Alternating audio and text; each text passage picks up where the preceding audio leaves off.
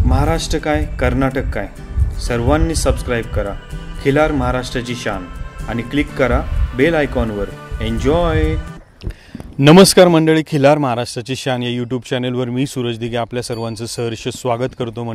मंडळी पुणे शहराची एक वेगळी ओळख म्हणली तर जगद्गुरू संतश्रेष्ठ तुकाराम महाराजांचा पालखी सोहळा आणि आळंदीतील ज्ञानेश्वर माऊलींचा सोहळा हा सर्वात जास्त प्रसिद्ध, हा संपूर्ण भारतात नाही तर जग प्रसिद्ध आहे.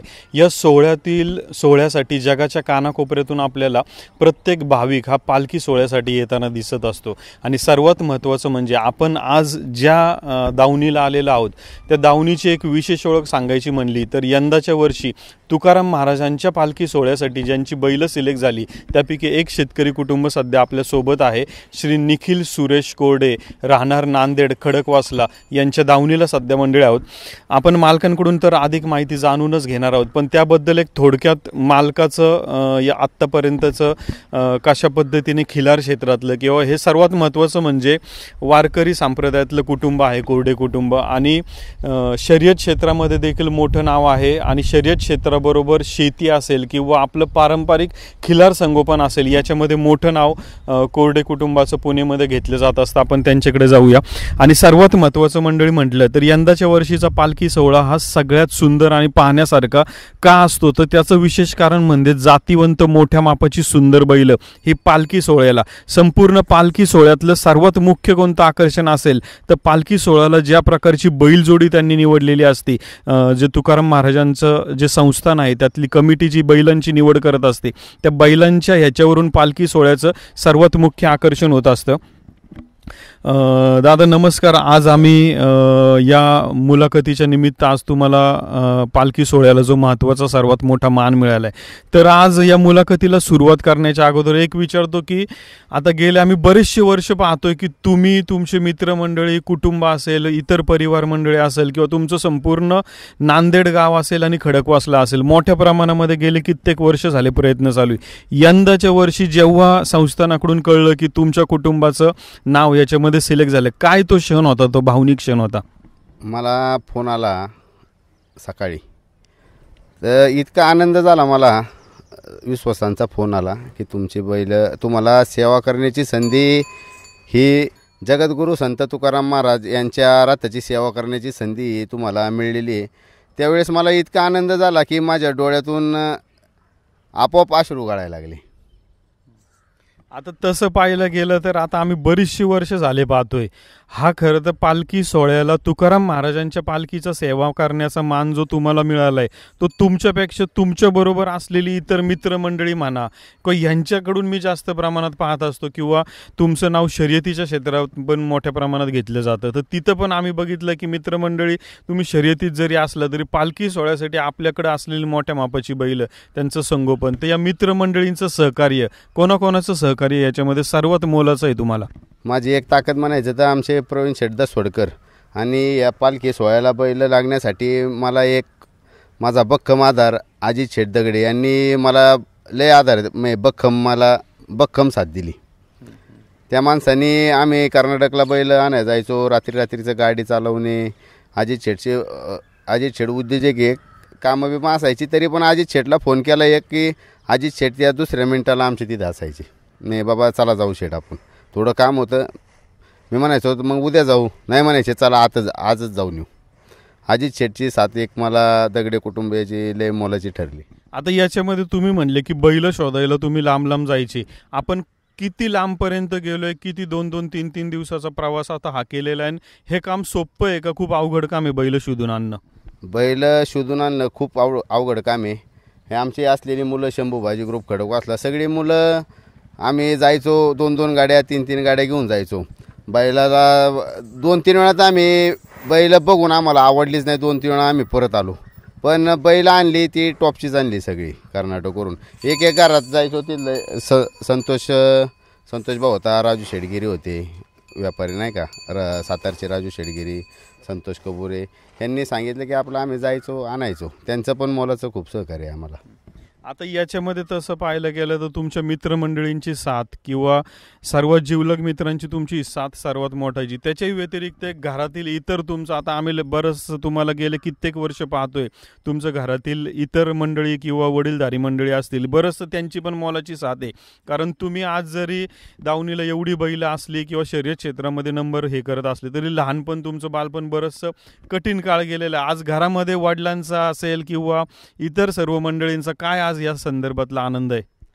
आता एक बघायचं गेलं तर जगद्गुरू संत तुकाराम महाराज रथाची जी सेवा करायची संधी मिळाली मला, ती खरं आमच्या वडिलांची पुण्य आहे.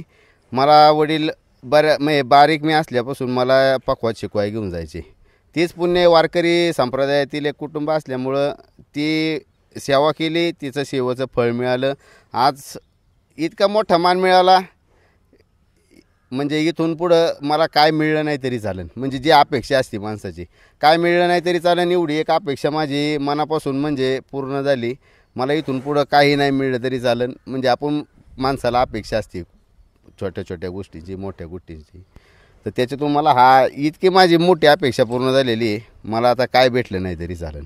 आणि ह्याच्या मागं आमची आई, वडील, बहिणी, बायको, माझी असलेली छोटी मुलं, त्या पालखीला बैल लागावं म्हणून मुलं 2-3 दिवस देवापाशी प्रार्थना करीत होती.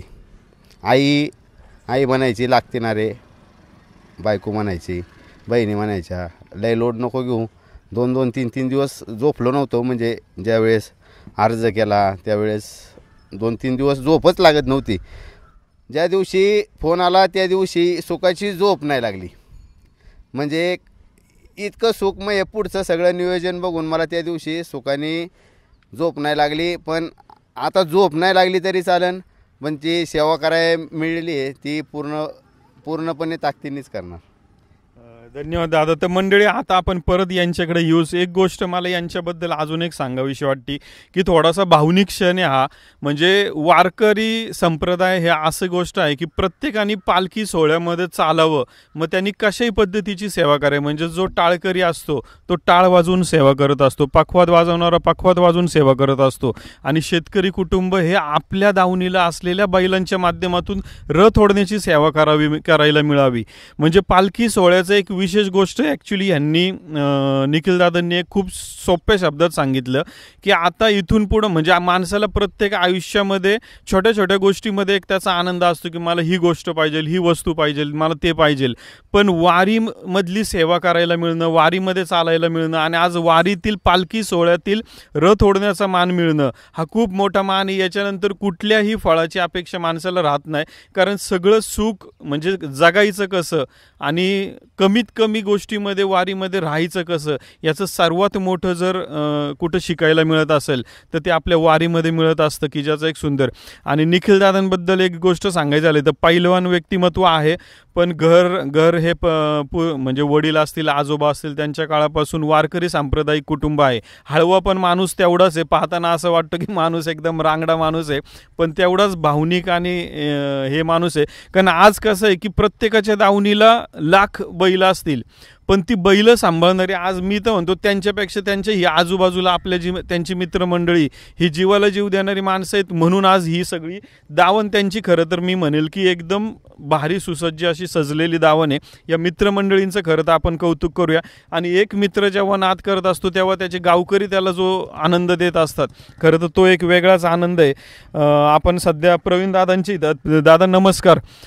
सध्या आता आम्हाला हे सांगा की आता आपल्या बैलांची निवड, आपल्या दावणीची निवड झाली, आता आपल्याला इथून पुढं पालखीमध्ये पुढं जाण्यासाठी कशा प्रकारचं नियोजन, बैलांकडून व्यायाम, तयारी किंवा पालखीच्या वाटेवरचे मुक्काम जाऊन चेक करणं, काय तयारीला लागायचं आता सर्वात पहिल्यांदा आपण आता त्यांचा व्यायामाला आपण सुरुवात केलेली आहे. त्यांना आऊत वगैरे आणणे, सकाळी 2-2.5 तास, संध्याकाळी बैलगाडीला चालवणे डांबरीवर.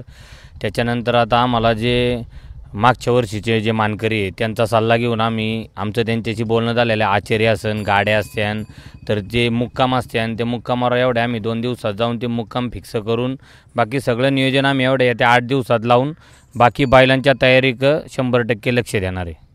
आता एक गोष्ट जर पाहायची झालं तर आपण आता एवढ्या मोठ्या प्रमाणात दावणीला बैल असताना तुम्ही किती मॅनपॉवर, कदाचित मी असं म्हणेल की बैल कमीत मॅनपॉवर जास्त आहे असं म्हणू का आपण इथं? आता तुम्हाला सांगायचं असं की ज्या दिवशीपासून आम्हाला हा मान भेटला त्या दिवशीपासून आमच्या गोट्याला आहे ना लग्नाचं स्वरूप आले.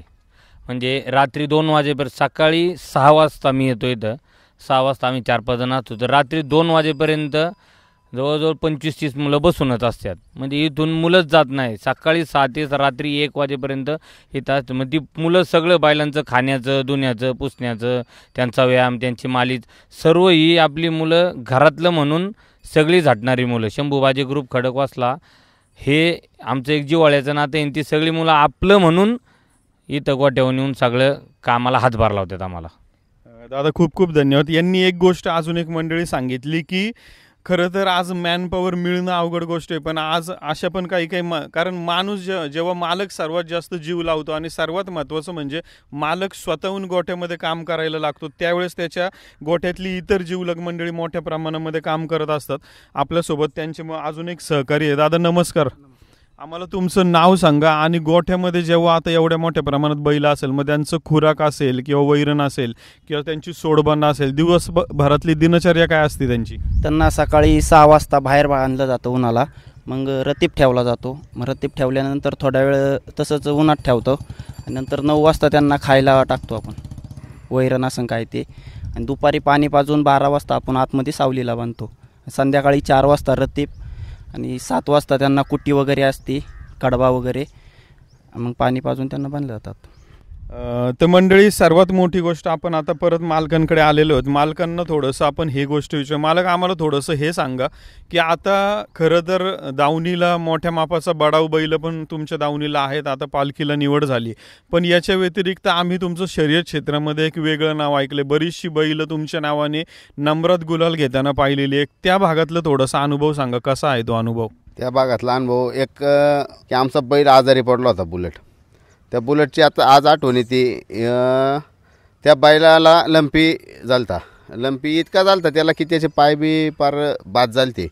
पण त्याची सेवा करीत करीत सगळ्या पोरांनी म्हणजे मरणातून त्याला वाचवलेला बैल आमचा डबल महाराष्ट्र केसरी झाला. 2 वेळा चांगल्या मोठ्या मैदानात 1-1 नंबर केला. त्याची आठवण आम्हाला कायम राहील. त्याला जवळजवळ आम्ही 4 ते 5 लाख रुपये खर्च केला होता. तेव्हा तो खर्च करून त्याने आम्हाला एक 22 ते 20 लाख रुपयाची बक्षिसं मिळवून दिली. तो एक आमचा शर्यत क्षेत्रातला एक मोठा अनुभव आहे. दादा आता अजून एक पुढचा प्रश्न असा विचारायचा आहे. खरं तर तू एखाद्या कुटुंबाला जेव्हा मान मिळतो तेव्हा कुटुंबाच्या मानाच्या अगोदर त्या गावाचा एक आनंद कदाचित खूप वेगळाच असतो.